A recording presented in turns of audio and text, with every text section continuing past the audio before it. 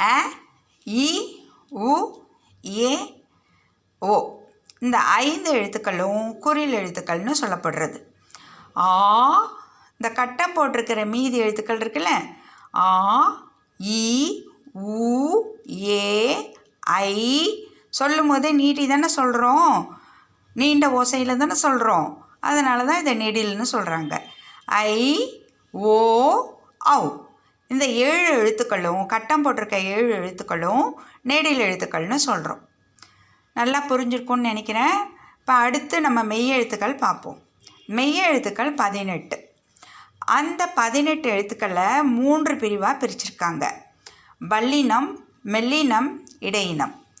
ஒன்றுத்துலேயும் 6 எழுத்துக்கள். புரியுதா? இப்போ 6 3 18 உங்களுக்கு டேலி ஆகுதா? ஓகே, சரியா இருக்கா?